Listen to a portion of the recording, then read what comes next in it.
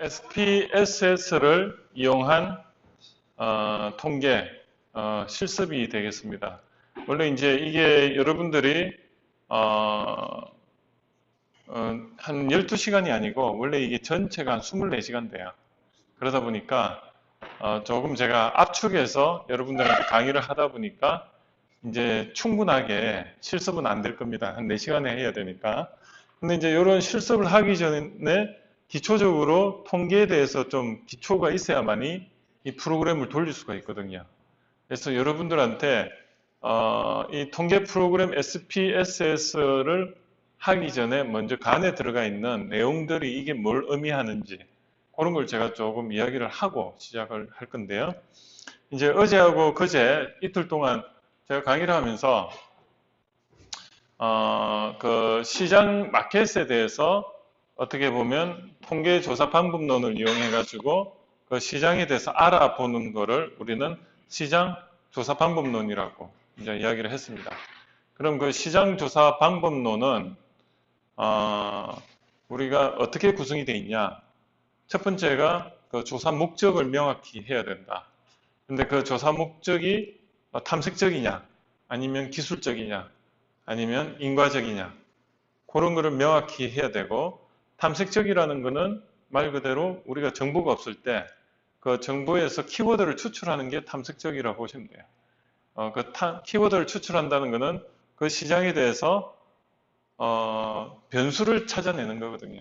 핵심 키워드, 그게 변수인데 그 변수를 찾아내는 방법이 정량적인 조사보다는 정성적인 게 더 효과적이더라. 그래서 그 전문가들 찾아가 가지고 물어보는 그런 5Why 기법, 그게 결국은 델파이 기법이거든요. 그건 델파이 기법을 써가지고 전문가들한테 오픈 질문을 해서 물어본다든지 해서 하고, 첫 번째. 그리고 두 번째는 그걸 가지고 좀 사람들을 모아놓고 토론을 시켜가지고 관찰을 한다든지, 그리고 궁금하면은 1대1로 인딥스 인터뷰라 해가 1대1 면접이죠. 면담을 그냥 영어로 어렵게 그냥 인딥스 인터뷰라고 해. 그렇게 한단 말이에요. 그렇게 해서 또 아니면 또 무슨 은유법이라 어떤 도구를 이용해 가지고 이렇게 물어보고 그 사람의 생각을 읽어내는 거, 그런 정성적인 거를 이용해서 키워드를 추출합니다. 그렇게 해서 키워드를 추출하면 이 한정된 사람을 통해서 우리가 이제 데이터는 오픈용으로 해서 추출을 했지만 그걸 한번 통계적으로 좀 분석을 해봐야 될 필요가 있어요. 왜냐하면 기술적 분석으로 이제 넘어가거든요. 기술적 분석은 그런 변수들, 키워드를 관계를 좀 알아보고 싶다. 이게 서로가 어떤 관계가 있는지 그걸 알아보기 위해서 정량적 조사 방법으로서 우리는 이제 설베이 조사 방법을 썼는데, 그 정량적 조사 방법으로 설베이에 들어가는 그 척도가 필요해요. 그거는 주관식으로 아니고 객관식으로 물어보다 보니까 우리가 명목 척도라든지 아니면 서열 척도, 그 다음에 어떤 게 있죠? 등간 척도, 그 다음에 비율 척도, 그런 네 가지가 있는데 그런 걸 적절히 목적에 따라 써가지고 이제 이렇게 설문지를 만들어서 배포를 하죠. 그리고 그 배포된 설문지를 불특정 다수한테 받다 보니까 그 중에는 아마 성의 없이 이렇게 체크한 사람도 있을 거고 그럴 겁니다. 그럼 그런 거를 필터링 하는 게 그게 굉장히 중요해요.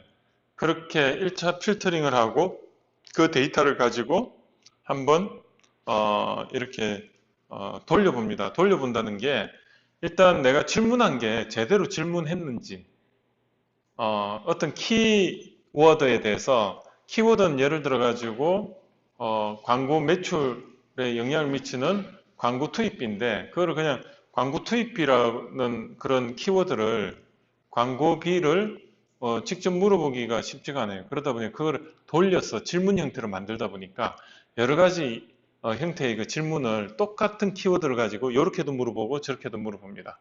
예를 들어 가지고 이런 겁니다. 이거를 좋아합니까?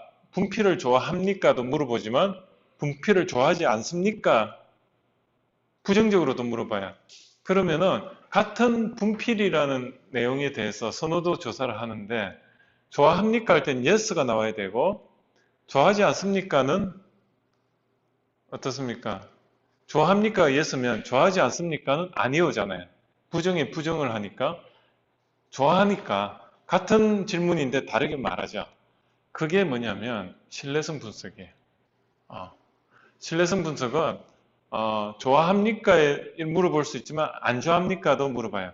그렇게 질문을 물어봤을 때 좋아합니까 안 좋아합니까 이런 식으로 이제 다면 질문을 하는데 그렇게 했을 때 거기에 대해서 10개를 질문을 했을 때 보통 사람들이 막 쓰다가 에이 모르겠다 하고 이렇게 하다가 헷갈려가지고 질문을 이해하지 못해서 안 좋아합니까 했을 때도 yes 할 수도 있고 또 어떤 사람은 그냥 관심이 없어서 그냥 의무적으로 하다 보니까 그냥 안 좋아합니까 했는데도 그걸 좋아함에도 불구하고 yes를 적을 수가 있어요. 그런 게 10개 중에 한 2개가 잘못된 질문이 나온다. 그러면 그 신뢰성 분석에서 크롬바 알파가 0.8이 됩니다.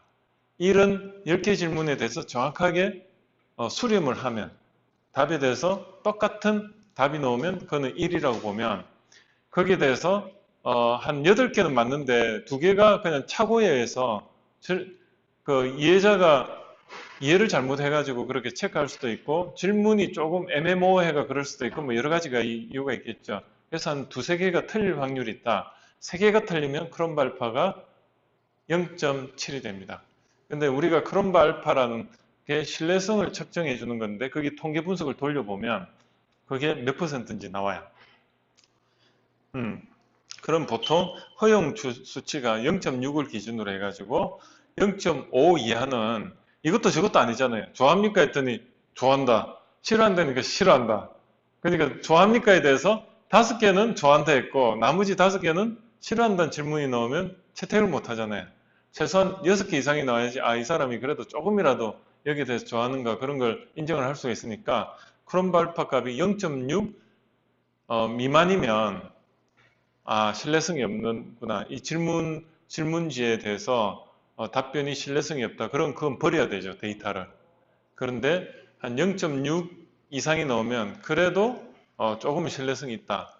제일 좋은 건 한 0.9 정도 나오는 게 좋겠죠. 0.8. 왜냐하면 한두 개는 사람이 잘못 이해해서 체크할 수 있으니까. 그게 신뢰성 분석이라는 거고요. 요인 분석은 뭐냐면 이겁니다. 내가 어떤 질문을 많이 했어요. 그 질문을 많이 했는데 그 질문 중에는 이 분필에 대해서 좋아합니까도 있고 또 어떤 거는 마우스에 대해서 좋아합니까 이런 어떤 변수들이 있단 말이에요. 그럼 거기에 대해서 질문을 막 이렇게 했는데 이 질문에 대해서 그 질문들이 어떤 거는 분필에 대해서 물어본 것도 있고 마우스에 대해서 질문한 것도 있는데 이 분필인지 마우스인지 그거는 어렴풋이 우린 몰라. 근데 질문에 대해서만 가지고 한 프로그램을 돌려보면 통계적으로 이게 상관관계가 이렇게 수렴이 됩니다.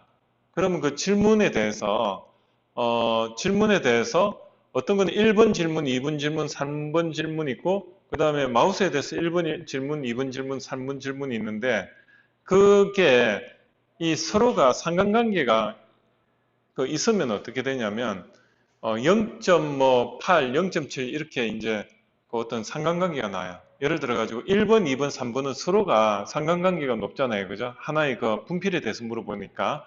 그러면 그 1번하고 2번과의 관계, 1번과 3번과의 관계, 2번과 3번과의 관계, 그런 상관관계가 전부 0.8, 0.7 나오면 상관관계가 높다. 그러면은 어때요? 요 1, 2, 3번 질문은 어디에 수렴이 된다. 그렇게 추측을 할 수가 있어요. 그거를 요인 분석이라 하는데 그거는 나중에 조금 더 깊이 제가 설명을 해볼게요.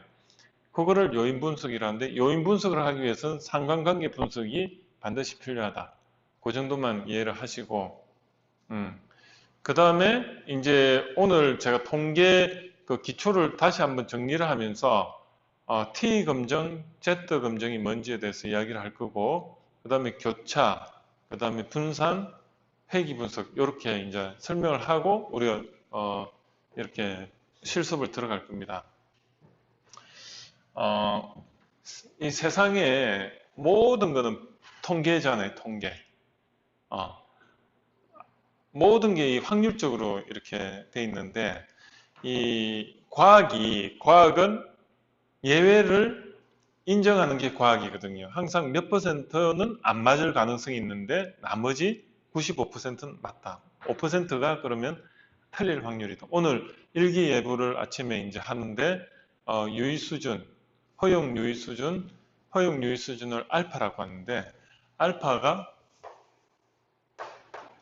0.1, 1의 수준에서 이걸 허용 유의 수준이라고요.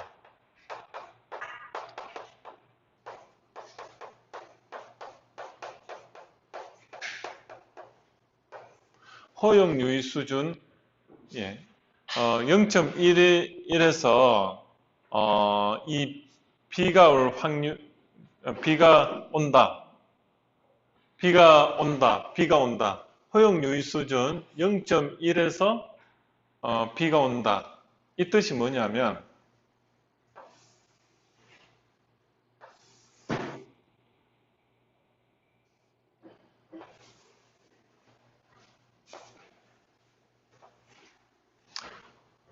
자,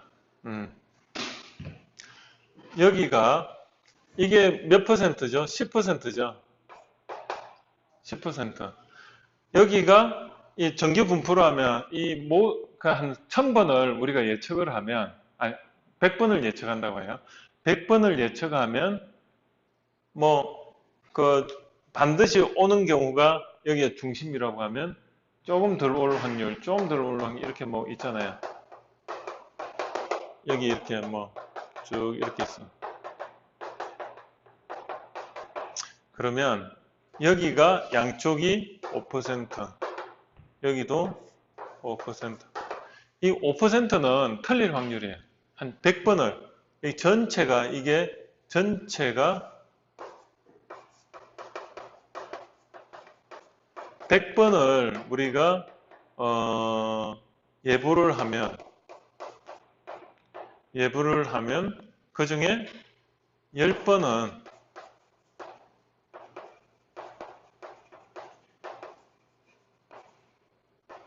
확률.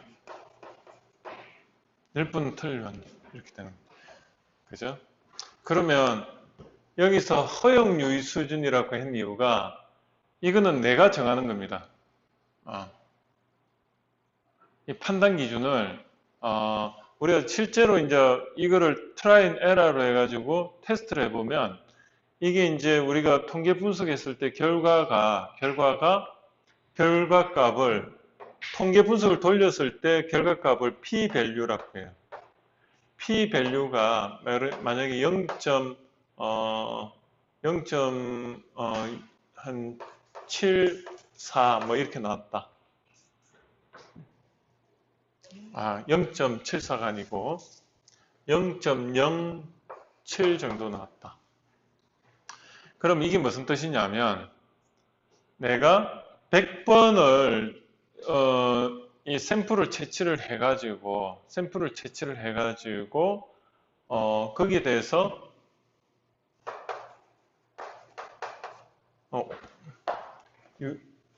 유의 수준을 구했더니 이걸 유의 수준이라고 해요. 유의 수준을 구했더니 통계 프로그램을 돌리면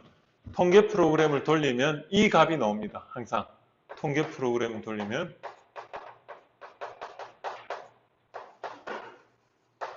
이 값이 나오는데 이게 0.07이 나왔다. 그랬을 때 어떻습니까? 요거보다 요게 작죠? 그때 내가 정할 수가 있어요. 0.1로 하면은 어떻습니까? 이게 채택이 돼요. 그 뜻은 뭐냐면 비가 올 확률이 0.07, 7%인데 10%보다는 적으니까 이 결과에 대해서 내가 선택을 하겠다 그 뜻이거든요. 내가 요거는 내가 내 기준입니다. 이 허용 유지 수준은 내가 정한 기준이라고 하고, 이게 내가 판단하는 기준.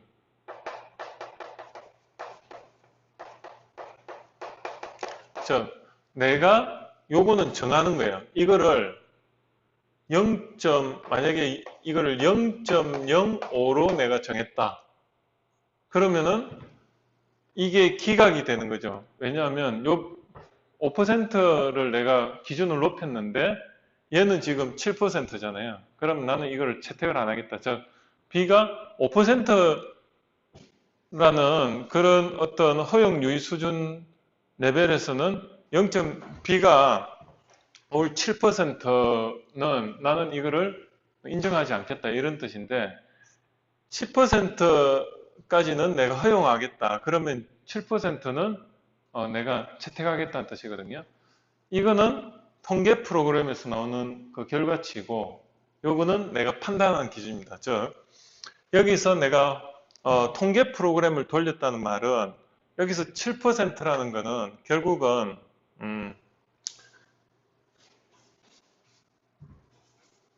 어떤 의미냐면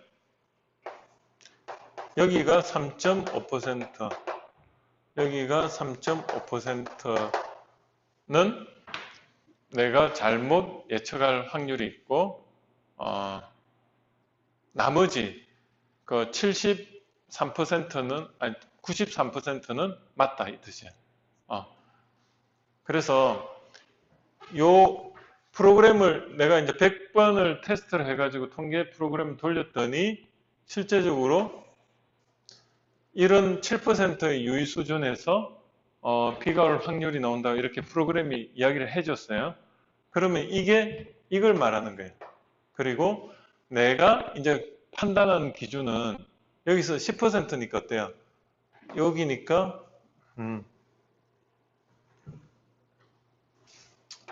요만큼 요 안쪽이니까 요 안쪽 기준으로 보면 조금 더 허용이 되니까 이건 5%고 양측 검증이라 하는데 여기 5%면 요 내가 허용하는 기준보다는 더 타이트하게 되니까 선택하는 거야. 자, 여기서 이제 제가 기무가설이라는 거하고 연구가설이라는 거를 이야기를 하려고 이걸 이야기를 한 거예요. 자, 볼게요. 우리가 어떤 모집단 두루뭉실한 자연이야. 자연에서 이게 모집단인데 모집단에서 우리가 샘플을 이제 가지고 뭔가 연구를 해야 돼. 그래서 여기서 샘플을 여기 표집해 가지고 이걸 A 집단이라고 하는데 A 집단을 하나 뽑았어. 그리고 여기서 또 샘플을 표집을 쭉 해가지고 여기를 B 집단을 뽑았어요. B 집단을 뽑았어. 자, 그렇게 했을 때 이제 요 집단하고 요 집단이 처음에는 같아야 되잖아요. 그죠? 성격도 같고 표준 분포 분포나 그 평균이나 표준 편차나 이런 게 다 같아야 되잖아요. 같다는 걸 알아보기 위해서 어떻게 하죠? 여기다가 이제 랜덤화를 했다는 걸 알아보기 위해서 O1과 O2를 어떻게 해요? 체크를 하잖아요. 통계를 이렇게 이 샘플하고 이 샘플을 해보니까 O1과 O2가 같더라. 그러면 내가 샘플 랜덤을 잘 했구나. 그걸 알고 그러면 요거를 우리가 실험 집단이라고 하고 요거는 그냥 그 기준 집단이라고 해요. 기준 집단을 준거 집단이라고 하는데 참 이름이 어렵죠. 준거 집단이라는데 여기다가 이제 내가 독립 변수를 뭔가를 변화를 주는 어떤 인자를 하나 이제 이렇게 실험을 했어요. 했더니 O3와 O4가 그래도 같다. 결과물이 같다. 이게 뭐죠? 이게 종속 변수죠. 이 종속 변수가 같더라. 이거는 뭐냐면 H0라고 하는데 이건 O3와 O4는 같다. 이거를 기무가설이라고 해요. 기무. 참 이름이 어려워요. 기무가설. 이게 기무가 0이라는 뜻이죠. 결국은 0으로 그냥 가더라. 이거면 0가설이라고 해요. 0가설.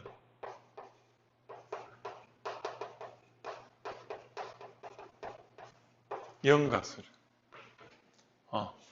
그런데 이거하고 같지가 않더라.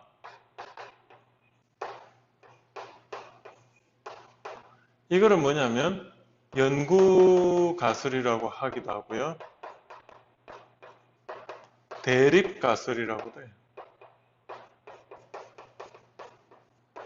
근데 우리가 연구를 하는 목적은 요거 독립변수가 바뀌면은 종속변수가 바뀌는 이 관계를 알아보고 싶잖아요.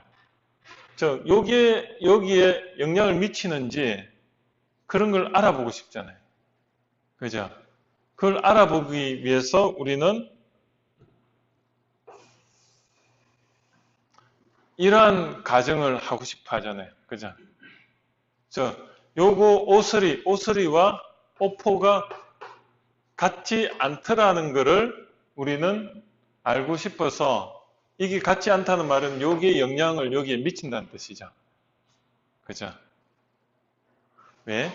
기준 집단은 테스트를 안 했고 요 실험 집단은 테스트를 했는데 그 테스트하는 게 독립변수라는 어떤 키워드를 하나 예를 들어 가지고 이게 뭐냐면 광고비가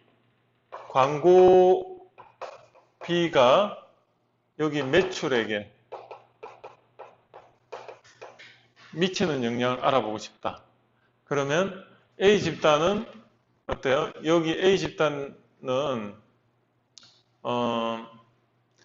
예를 들어 가지고 뭐라고 할까? 이 소비자를 대상으로 했다. 그럼 한 소비자는 한쪽에 광고를 많이 했어. 그랬더니 구매를 많이 해.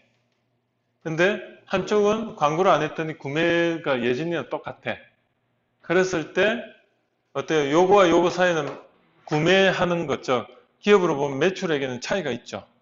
그거를 알아보고 싶은 거예요. 그렇게 알아봤을 때 여기에 이제 샘플을 우리가 50명 대상으로 한다니 100명, 150명 이런 대상으로 할 거예요.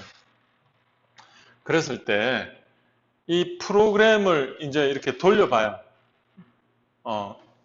A 집단에게는 우리 제품을 사시겠습니까? 뭐 이런 질문을 했을 때 거기에 대해서 이야기를 이렇게 답변을 할 거예요. 그래서 그걸 돌려보면 이게 다르다는 확률이 어떻게 나오냐면 p-밸류 값이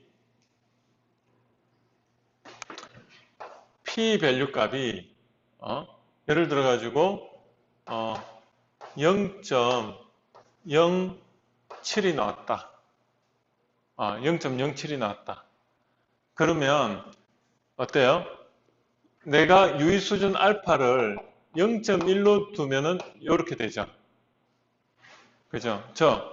안 될 확률이 10%보다는 이게 7%로 낮잖아요. 오차가 적잖아요. 그러면 채택이 되는 거죠. 뭐냐면 내가 유의 수준은 0.1, 즉 10%에 봤을 때는 이건 내가 이 차이가 있다. 이렇게 채택을 하는 거고 내가 유의 수준이 0.05를 기준, 즉 5% 기준으로 보면 이거는 어때요? 아주 기준을 높게 가져갔으니까 이거는 차이가 없다 이렇게 보는 거예요. 그런데 여기서 p-밸류가 0.07이 내가 만약에 유의 수준을 이렇게 0.1로 줬을 때 어때요? 그거보다 낮으니까 이게 채택이 됐다는 말은 무슨 말일까요? 채택이 됐단 말은 영가설이 기각이 되는 거죠. 그죠? 그죠? 그러면 이 기각이 되는 건데, 그때 이 기각되는 거, 이걸 뭐라고 하냐면, 이걸 일종 오류라고 해요.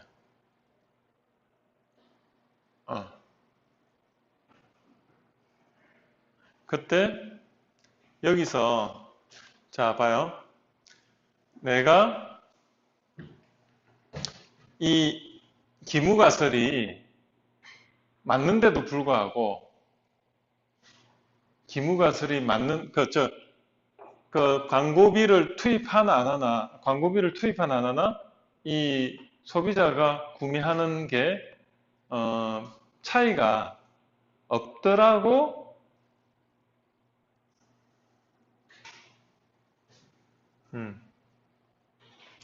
차이가 없다라고. 자, 제가 다시 이야기할게요. 차이가 없고, 그냥 이게 채택이 돼야 되는데, 이게 채택이 안 되고, 요게 채택이 될 확률이 기각이 돼야 되는데, 채택이 되는 게, 그게 일종 오류라는 거예요. 여기서 요 7% 내에서는 어때요? 요게 잘못 해석이 돼가지고 그냥 요게 맞다고 그냥 이야기할 확률이 있죠. 그거를 일종 오류라고 해요. 기각이 돼야 되는데. 여기서 보면 7% 내는 오류가 있잖아요. 그죠? 요 외에 7%는 잘못 말할 확률이 있고, 그 외에 93%는 요렇다. 그렇잖아요. 그죠? 그럼 나머지 7%는 이게 기각이 되고, 요게 기각이 됐던, 나머지 7%는 요게 기각이 됐단 말은, 요게 기각이 됐단 말은, 요게 채택이 됐단 말이죠. 그죠? 이게, 요 광고비를 넣거나 안 넣거나, 매출액이 그대로 똑같다. 이렇게 채택이 될 확률, 여기 7%가 되는 게, 이게, 일종 오류입니다. 그래서 이게 참, 이 말이 참 어려운데 별거 아니에요. 별거 아닌 게, 그냥 이렇게 생각하세요. 그냥, 보통, 그 통계 분석을 돌려보면, 이 P값이, 허용 오차가 나오는데, 유의수준이죠. 유의수준이 나오는데, 유의수준이 0.07이더라. 그럼 0.07이 어떤 의미냐면, 7%는 차이가 없다. 이렇게 그냥 차이가 같다. 여기 광고비가 매출액에 영향을 미치지 않는다. 그렇게 말할 확률이 있는데 그게 일종 오류다. 그냥 그렇게 심플하게 생각하시면 돼요. 이해가 되시죠? 이해가 안 돼. 이해가 안 돼. 네. 안 된 사람. 이거는 나중에 또 계속 이야기할게요. 오늘 하루 종일 그냥 이야기할게요. 그냥 이래요. 프로그램을 이제 이렇게 돌렸어. 돌렸더니 P 밸류 값이 나왔어. P 밸류 값은 뭐냐면 이 연구 가설에 대해서 유의 수준이라고 보면 되는데 이 유의 수준이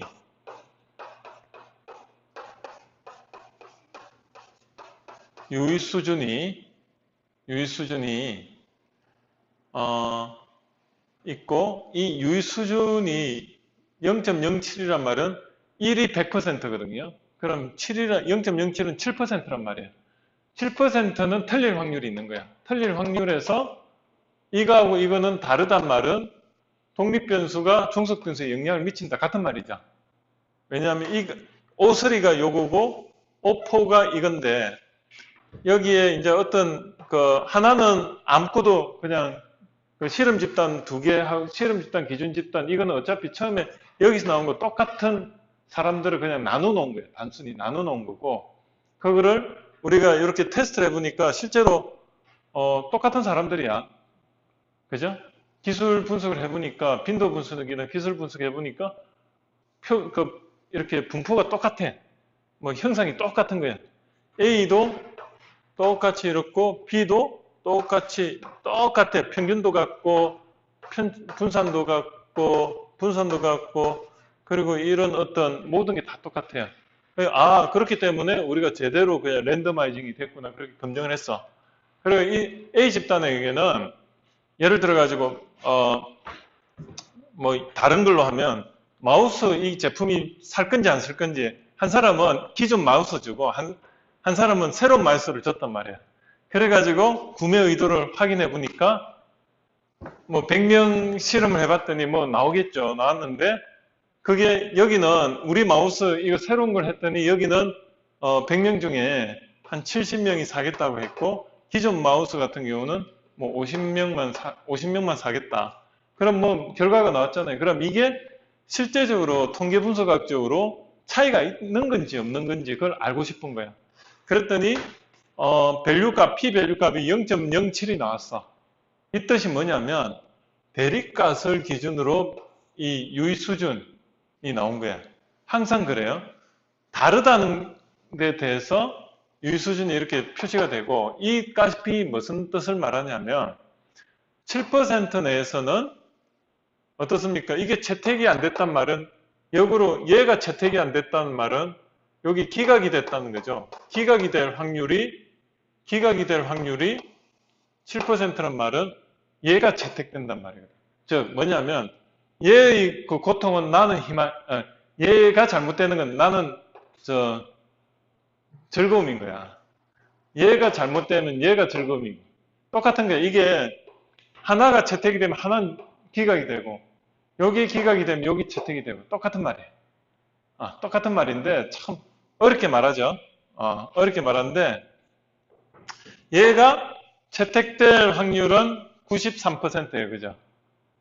얘가 채택될 확률은 7%예요. 그렇게 생각하면 돼.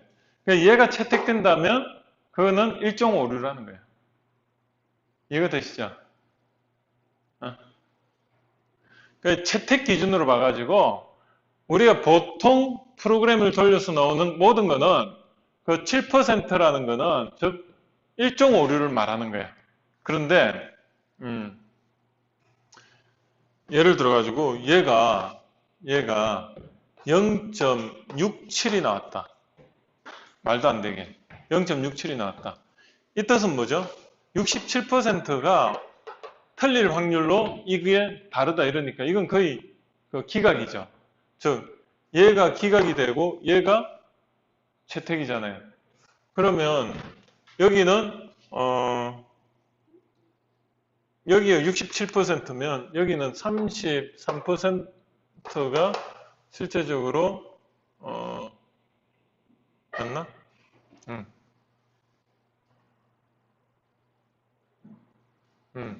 아니지. 여기가 67%가 얘가 될 확률이 있고 요게 37%가 맞을 확률이죠. 결국은 그죠. 그런 걸 조금 이게 표현상의 차이인데 그걸 제가 이해를 좀 하시라는 겁니다. 5분만 쉬고 할까요? 머리 아프죠?